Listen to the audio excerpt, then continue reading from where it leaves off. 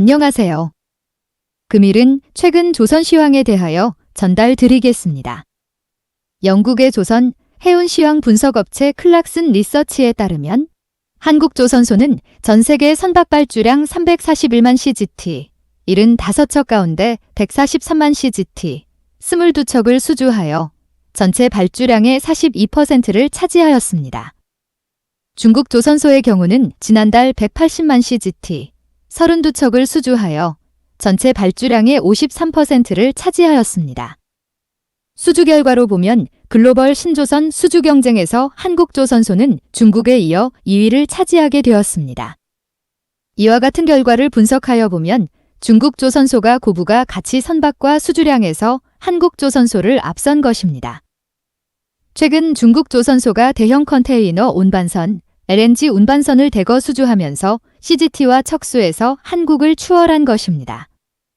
2022년 1월부터 10월까지 누계 기준으로 전세계 선박 발주량은 3,475CGT, 1,094척이 발주되었습니다. 이것은 전년 동기 4,796CGT 대비하여 1,332만 CGT, 28% 감소한 것입니다. 작년에는 컨테이너 운반선 발주가 대량으로 있었으나 올해는 LNG를 제외하고는 선박 발주가 주춤한 결과가 아닌가 싶습니다. 한국조선소의 경우는 1,465CGT, 261척, 42% 수주를 하였으며 중국 조선소의 경우는 1,581CGT, 570척, 46% 수주하였습니다. 2022년 10월 말 기준으로 전세계 수주 잔량은 전월 대비 86만 CGT 증가한 1억 470만 CGT, 3,640척입니다. 이 같은 전세계 수주 잔량에서 한국조선소의 수주 잔량은 3,675만 CGT, 711척, 35%를 차지하고 있으며 중국 조선소의 수주 잔량은 4,489만 CGT, 1,816척, 43%를 차지하였습니다.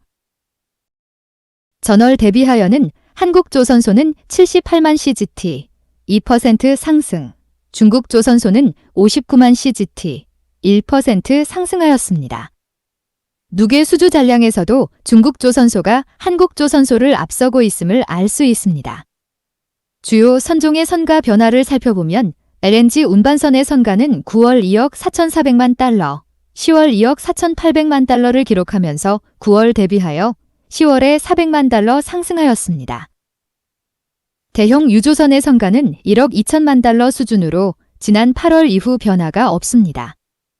초대형 컨테이너 운반선의 선가는 2억 1,500만 달러로 지난달 대비하여 변화가 없습니다. 이들 선박의 선가 변화를 2018년 12월과 비교하여 보면 LNG 운반선은 36% 상승, 대형 유조선은 30% 상승, 초대형 컨테이너 운반선은 44% 상승을 하였습니다. 선가 상승률에 있어 최고의 변화는 초대형 컨테이너 운반선입니다.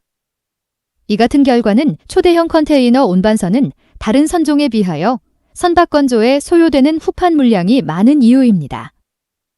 중국의 선박 수주가 선가가 낮은 벌크선, 소형 피더 컨테이너선, 자동차 운반선 등에서 고부가 가치 선박인 LNG 운반선, LNG 이중연료 추진 대형 컨테이너선, LNG 이중연료 추진 자동차 운반선 등으로 전환되고 있음을 알 수 있는 수주 통계 결과입니다. 일본의 경우는 선박 수주에서 한국과 중국의 경쟁 상대가 아님을 알 수 있습니다. 수주 통계치로 이 같은 사실을 확인하여 보도록 하겠습니다. 일본 조선소의 경우는 지난달 3만 CGT, 2척을 수주하여 전체 발주량의 1%를 차지하였습니다. 2022년 1월부터 10월까지 누계 기준으로 일본 조선소의 경우는 229CGT, 101척, 7% 수주를 하였습니다. 전세계 수주 잔량에서 일본 조선소의 수주 잔량은 961만 CGT, 478척, 9%를 차지하고 있습니다. 한국조선소는 많은 선박을 수주한 이후 선박을 건조할 인력을 수급하지 못하여 선박 생산에 어려움을 겪고 있습니다. 이 같은 상황은 일본에서도 경험한 것이며 생산 인력의 수급을 해결하지 못하면 선박 건조 시장은 중국 조선소에 모두 넘겨주는 상황이 발생할 수 있는 것입니다. 한국조선소는 어려운 상황을 잘 극복하여 조선소 1등 경쟁력을 유지할 수 있도록 최선을 다하여야 할 것입니다. 선박 해양 관련 산업 및 기술에 대한 궁금한 점이 있는 분들은 아래의 카페로 방문을 하시면 많은 정보와 도움을 받을 수 있을 것으로 생각합니다. 감사합니다.